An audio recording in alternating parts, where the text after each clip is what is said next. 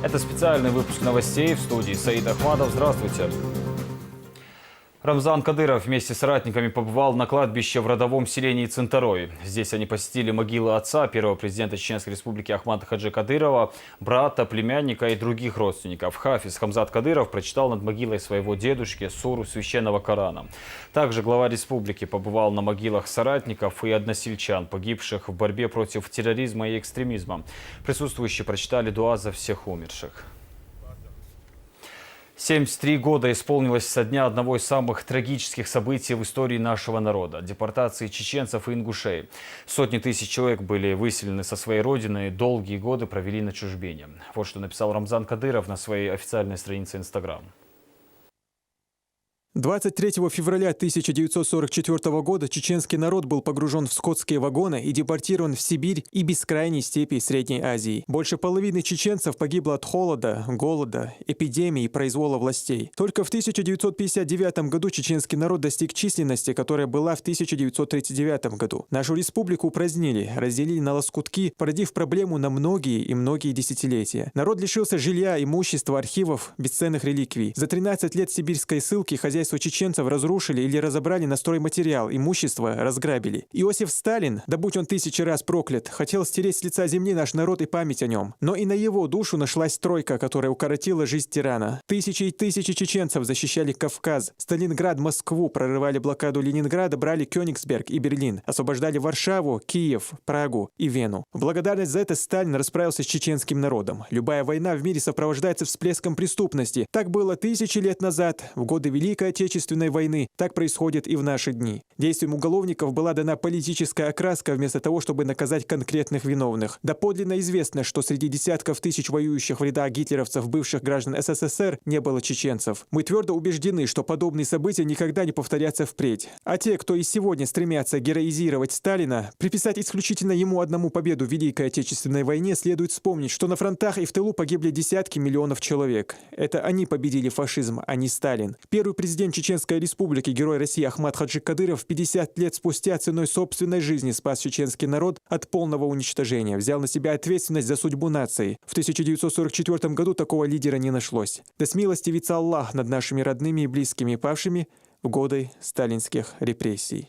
Память о жертвах депортации чеченского и ингушского народов в Грозном провели религиозный обряд жертвоприношения. Мясо раздали семьям погибших сотрудников, малоимущим семьям, в которых есть сироты и дети с ограниченными возможностями. Февраль 44-го стал трагическим для всего чеченского народа. С пережившими это тяжелое время пообщалась Розана Цамаева. Ужасы депортации Хусейн Тайсумов знает, что называется, не понаслышке. Тогда ему было 11 лет. Он рассказывает, не щадили ни детей, ни стариков. Многие не успевали взять с собой даже самое необходимое. Сотни человек умирали еще в дороге.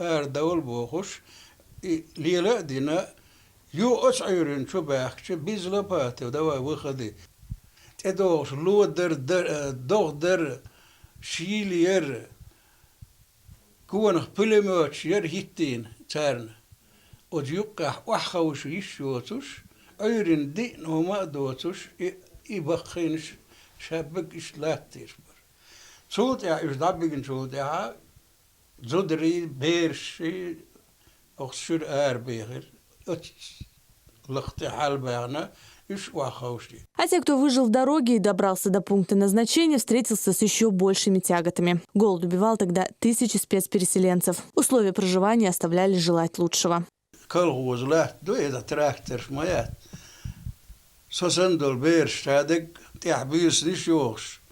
تابور يقطع غير يسي وصوي تشورب تقط أويس دمخ يور إشايك ديتش بقى يوش إش داتش دور بو بيان قاد لور قرد بغيرش هوخم سارغ بيش إتسبق لور شايك زوسن عيت لور ديتش. А вот Умар Керимов о том злосчастном дне знает только из рассказов родителей. Он родился в 1948-м, через 4 года после трагической даты. Жизнь переселенцев на чужбине тогда постепенно налаживалась. Но тоску по родине, говорит Умар, нельзя описать никакими словами. حال خواسته کوشی دو کش بال دبیال شوری بال همه باری هنیخ هنوز ما تزن تدوت تبوه оли хватчтерка. От тут о сыгаттяш парыш. С тех пор прошли десятилетия. Однако тяжелые воспоминания в памяти людей остались навсегда. Ту поездку с отцом Умар помнит в мельчайших подробностях. Тогда ему было всего 6 лет. И да, дуакен хацауоши, кандасели, уметтига иши хашу, мокшвочу из цунтехутуруше. Сяшин камял из дусун цая дисцило штуксун камял. حالده خاطن قميال خل تانسو تشويش وجه قدا شن برطوان أروال قميال داديرزوش سو ما يلتين دلا حينا هون يورو ميريو تسو شكيغلستي فينسو ألق تشنادوش ألق يعر ما يرشانه سو يلت خل بيستلوش واتي السنة دلا مود شين هم تسويش أرجون خين ققر بين بالعر دالور ورقشة يهوي دالور داتس قشين هم تسويش تغاتس ديس لوكسو بديش. Депортация и последующий голод и холод стали причиной гибели десятков тысяч чеченцев и ингушей. Жертвами ссылки стали порядка 10 народностей Советского Союза. Розана Цамаева, Булат Баканаев и Тимур Хайдаров. Новости. Региональный общественный фонд имени Ахмата Хаджи Кадырова провел благотворительную акцию, приуроченную к годовщине депортации чеченцев и ингушей. Первый вице-премьер Якуб Закриев отметил, что фонд имени первого президента Чечни под руководством Аймани Кадыровой регулярно оказывает поддержку нуждающимся в республике и во всем мире. Сегодня по решению президента фонда Аймани Несины Кадыровой 50 жителей Чеченской республики из числа онкобольных и малоимущих семей получат необходимую материальную помощь для улучшения жилищных условий и получения медицинских услуг. Хочу выразить слова благодарности уважаемой Аймани Несиевне за те добрые дела, которые она делает для нуждающихся и обездоленных.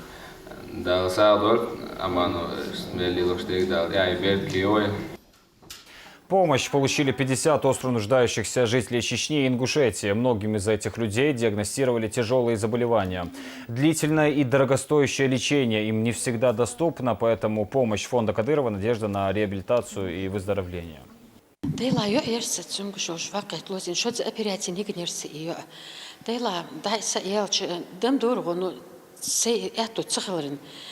Дела имани фонди ешсен вулкыр дарите эл.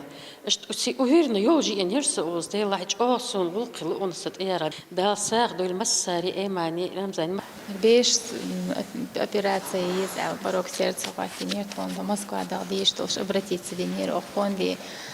Дерес ахча да саг до церезна оба саг до холх ходит концнах. Что умел ющана до холх дохе. Землю, дом и ферму получит житель села Гихичу Али Ибрагимов. Недавно он обратился через Инстаграм к главе республики с просьбой выделить ему деньги для того, чтобы купить крупный рогатый скот и расширить домашнее хозяйство. Проверка, которую провели по указанию Рамзана Кадырова муниципальные власти, показала, что Ибрагимов инвалид, работает трактористом и кормит многодетную семью. Теперь он получит не только средства для приобретения крупного рогатого скота, но и земельный участок в 20 соток, на котором построят еще и дом.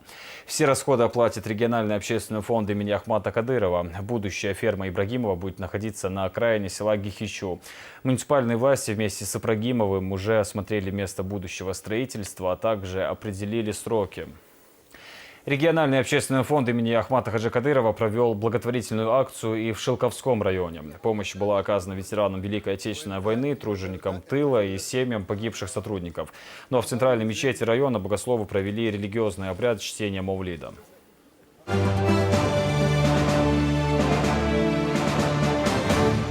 На страже безопасности народа в Росгвардии служат тысячи чеченских бойцов. Своей главной задачей считают безопасность общества.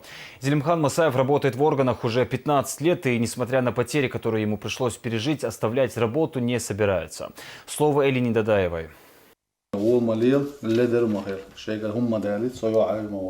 Зелимхан Масаев всегда старается быть в курсе школьных дел детей. По его мнению, важно не допустить пробелов в их воспитании, и загруженность на работе не оправдание для родителей, считает он. У Зелимхана подрастают 4 сыновей. По возможности мужчина старается провести больше времени, общаясь с ними.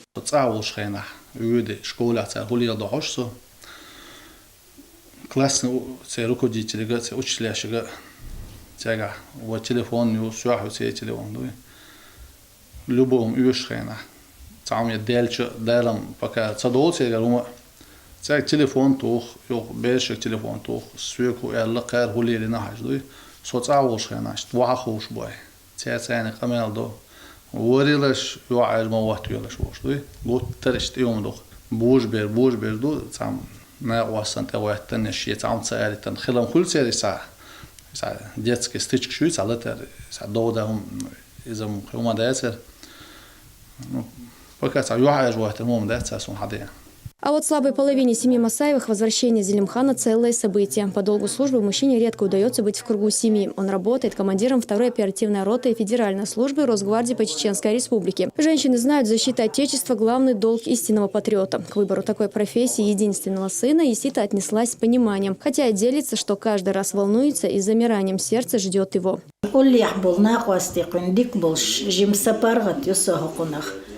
Сам гадда артха кезгда гдут аqa де нaqasti dik bu hatmish dik bu alhamdulillah дал алш пойлош массовизам дел.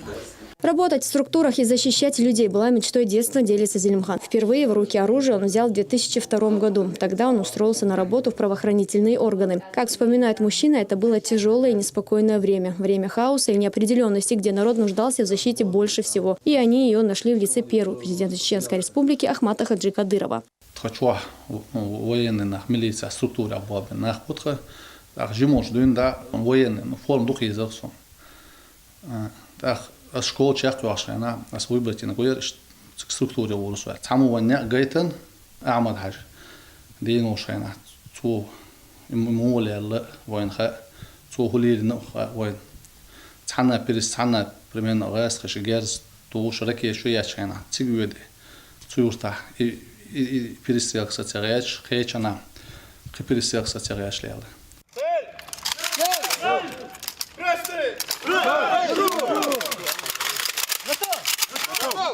Свой опыт и навыки в военном деле он старается передать своим товарищам. Он лично наблюдает, как проходят учения. Ведь завтра этим бойцам придется стать на защиту своего отечества. Отважный, храбрый и надежный друг. Так отзываются о нем боевые товарищи. Зелимхан для друзей – достойный пример для подражания.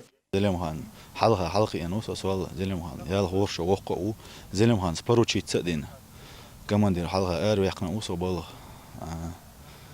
Инзарич о тиеш медон. Майр хазнеясанк антуи санвишка духнистелат хо всегда ша офицер олша духлекар орден Кадырова олша. Ясиеч стала всегда первым номером чуохан эдон. Первый номер Зелимхан хилла второй третий хо تهاهيت داشنونس أشياء حلقة سجت سوالتن زي لمو. Цакаев Алихану, командир отряда чеченского ОМОНа. إذا уже тот самый болбо ищуханю, что дикшаор как командир, как товарищ, он на ост, он любой отряд, он чех да, он года да молот, он и волшу, любой месте, тот адуашка, труйцайный, хульшо, любой мероприятие. За 15 лет службы Зелимхану не раз пришлось терять товарищей. Их героизм всегда будет для него примером. За его плечами сотни боевых выездов по ликвидации террористов. Самое главное при спецоперации – завершить ее без потерь среди мирного населения и личного состава. На памяти до сих пор свежи воспоминания по освобождению депутатов чеченского парламента, когда в 2010 году члены НВФ попытались захватить здание Заксобрания. Судейна спецоперация руководит глава республики Рамзан Ахмадович Кадыров. По его четко поставленному плану Балбир по освобождению депутатов, по разработанному плану Бехар, Мерши Мокши. Второй этап Муэра уже по ликвидации банд-группы и же поставлены задачи Одалмола, Дикчака Якар, Санаграчука, Сон Угар Мехечек, орден Кадыровою, Хундяча Для истинного чеченца это самая высокая награда. Стоять на страже порядка и защиты граждан для майора Росгвардии не просто слова. В них он видит смысл и свое предназначение – отдать жизнь за свой народ. Честь для каждого бойца, считает Зелимхан. Говоря о выборе будущей профессии сыновей, мужчина уверен, что они пойдут по его стопам. И в один день станут в ряды тех, кто готов отдать свои жизни ради спокойствия и безопасности своего народа. Элина Дадаева, Магомед Мударов, Зелимхан Закаев. Новости. Сейчас в нашей экспресс-рубрике мы расскажем, как в Чеченской Республике отметили День защитника Отечества.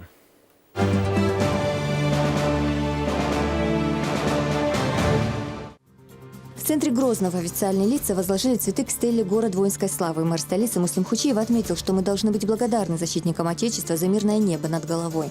Примером, безусловно, для подражания для нас является первый президент Чеченской Республики, герой России Ахмат Хаджи Кадыров, человек, который посвятил свою жизнь восстановлению справедливости и мира на своей родной земле.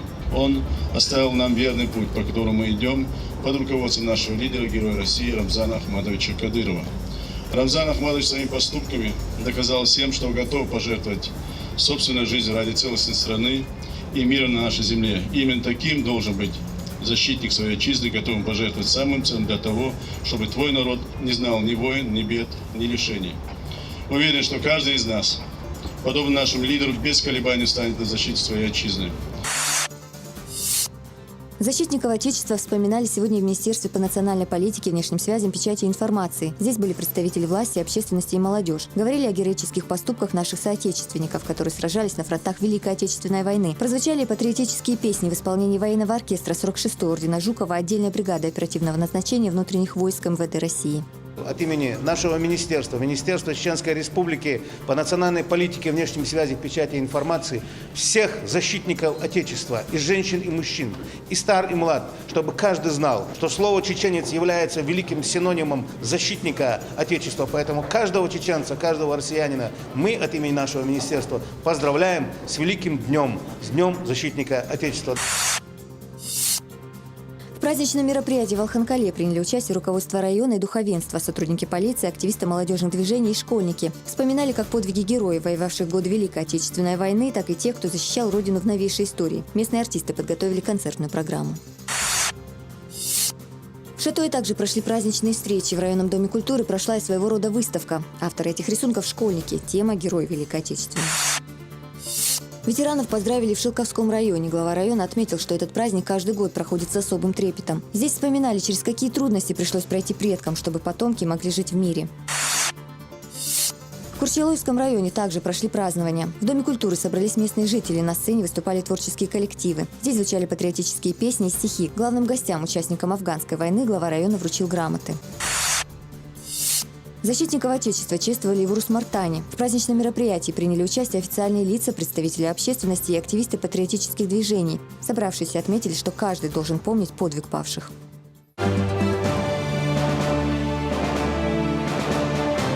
Именем героя Новотерскую школу назвали в честь прославленного чеченского снайпера Махмуда Амаева. На официальную церемонию открытия мемориальной доски пришли и депутаты парламента. Подробности у Магомеда Ламаркаева.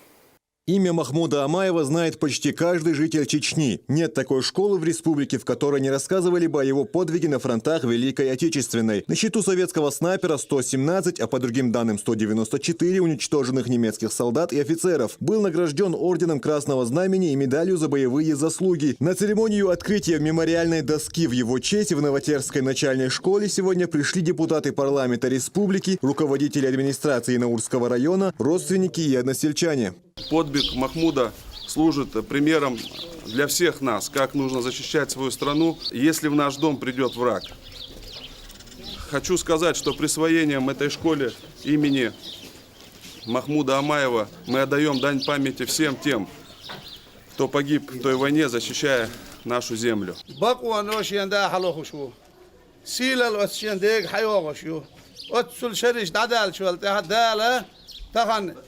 ير عادل ير مؤخذ بالتودل وين تحبسر بعادل دولش وين تربل هوي بيتسبيش وين عالمنا بيتسبيش وين قوانا غي بيتسبيش وين استوريا كل يوقش دهوة دولش عادل ها إذا تخن ويقول دل البحن دوشن Махмуд Амаев родился в селении Химой Шаройского района в 1914 году. В 40-м пошел на срочную службу в ряды Красной армии. Во время Отечественной войны служил в 87-м гвардейском стрелковом полку 32-й краснознаменной стрелковой дивизии. Впоследствии она была переименована в 29-ю гвардейскую. Считался одним из лучших снайперов. О своих успехах на фронте он часто писал в письмах своей маме. Пусть знают моя 70-летняя мать и мои молодые братья, что ни одна пуля не уходит из моей винтовки зря. Она возвращается ко мне в виде зарубки памяти об убитом фашисте. Я убил их 169. Пока дойдет это письмо, я увеличу счет.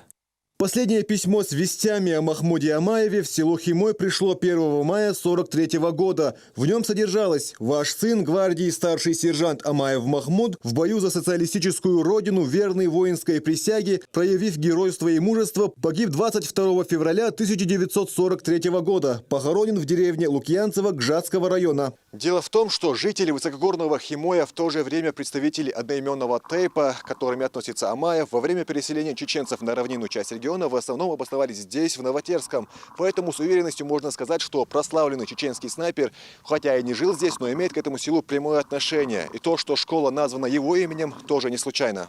Инициаторами того, чтобы школу назвали в честь Махмуда Амаева, стали жители села Новотерское. Это, я думаю, только не для меня, а жители Наурского района, Шаройского района.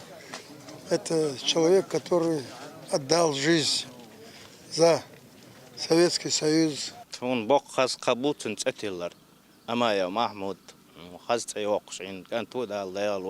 Здесь много родственников Махмуда Амаева. Один из них – Ахмед Дадаев. Как и прославленный представитель их рода, он посвятил свою жизнь защите Родины. В составе чеченского спецназа в 2015 году он стал победителем чемпионата мира среди спецподразделений.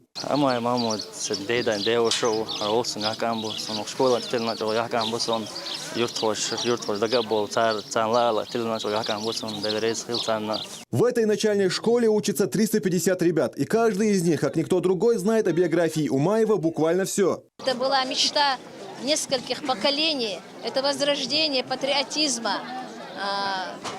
Того, что нельзя забывать героев, что герои должны быть всегда с нами.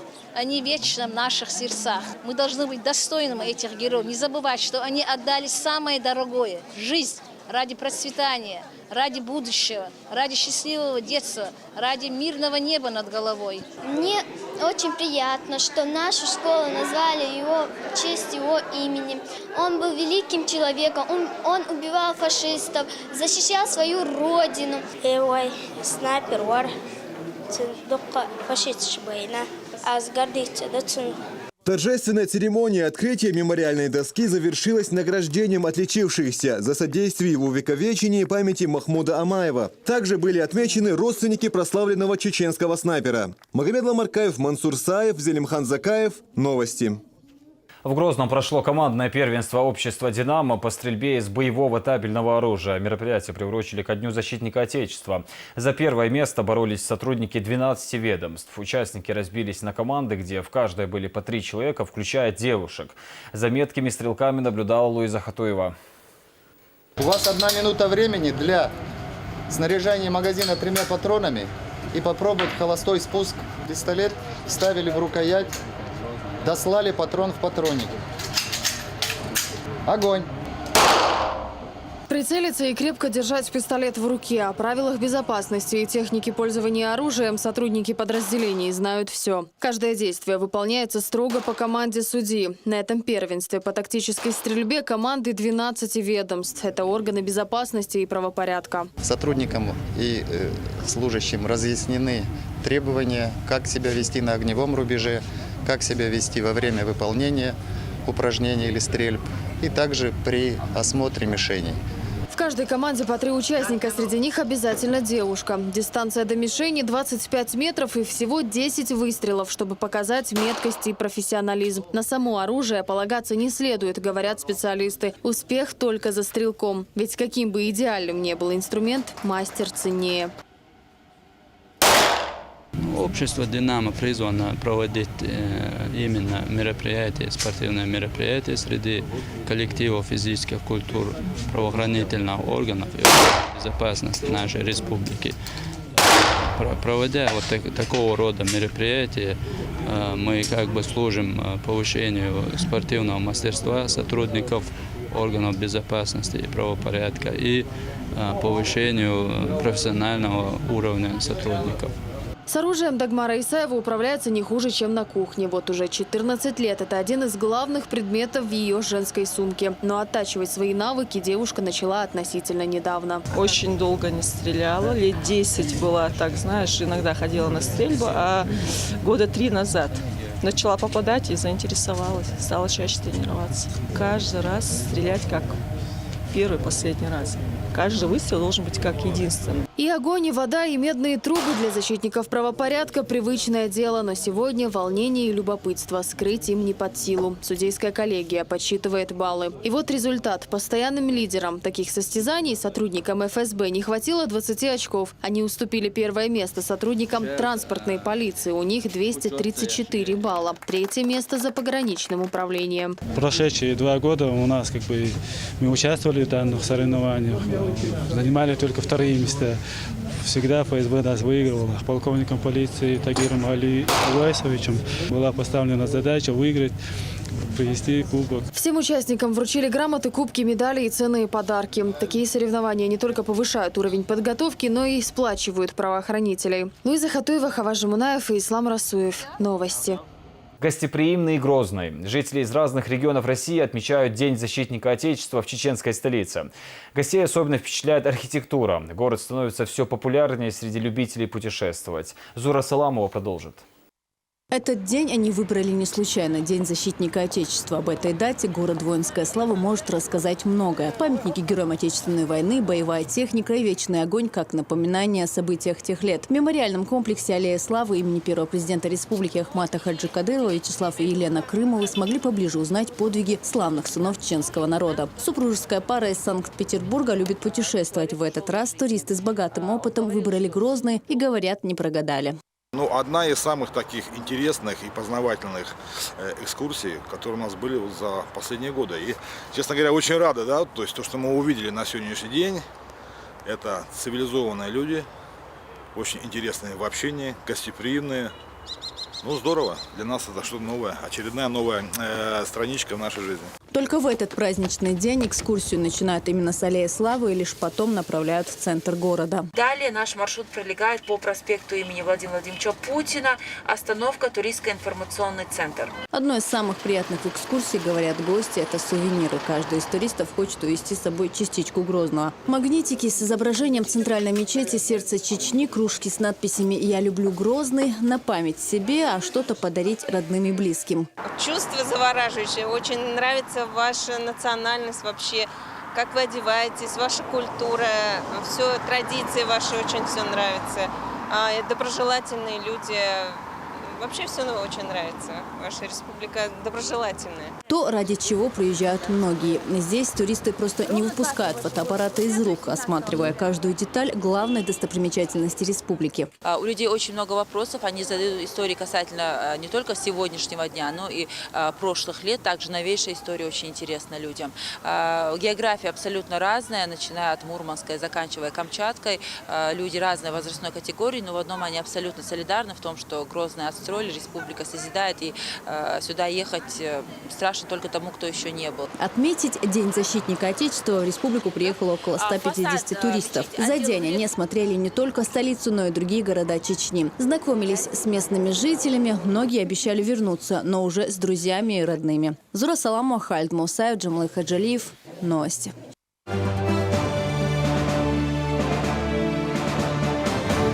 В Москве прошла открытая тренировка участников предстоящей битвы на WFCA 34. В занятиях приняли участие Максим Гришин, которому в субботу предстоит побороться с Матеем Ботиничем в главном поединке вечера. Кроме него свободную тренировку провели Абубакар Вагаев, Шамиль Ирасханов, Алексей Ефремов, Михаил Малютин и Вагаб Вагабов. Напомню, международный турнир WFCA 34 пройдет 25 февраля в Москве. Рамзан Керимов продолжит тему. WFCA. Об этой лиге знает каждый любитель смешанных единоборств. Именитые бойцы считают за честь выступать на этом турнире. География и аудитория с каждым годом расширяются. Уже в эту субботу нас ожидают очередные зрелищные поединки. Ну а пока спортсмены готовятся к предстоящему событию, на открытой тренировке было много журналистов и болельщиков, которые наблюдают за каждым движением бойцов. Такие мероприятия вообще в целом они очень полезны, потому что ребята, которые приходят поддержать нас и посмотреть, им вообще интересно, как мы живем, как мы тренируемся и все остальное. Это вообще на пользу пойдет промоушену и турниру в целом. Расширили географию, только подняли свой уровень еще выше. А так я даже не сомневаюсь. Такая команда так проводит, организовывает все. Я уверен, что ждет успех очень большой. В рамках предстоящего бойцовского вечера состоится 12 поединков. В них примут участие известные файтеры из России, Украины, Азербайджана, Бразилии, Хорватии и многих других стран. Бойцы клуба «Ахмат» отмечают, что добиться победы будет нелегко, но настрой самый серьезный. Я думаю, что эти бои будут очень зрелищные. С Грозного приехало очень много болельщиков поддержать наших бойцов. И думаю, что нас будут ждать очень яркие бои. Выездной первый турнир. Мы должны здесь себя очень хорошо показать и доказать, что мы лучшие. И что бойцовский клуб «Ахмат» всегда должен быть на первом месте. После открытой тренировки фанатам смешанных единоборств удалось получить желанные автографы у спортсменов. Рамзан Керимов, Зелим Закаев. Новости. Это были все новости к этому часу. Всего доброго и хороших вам выходных.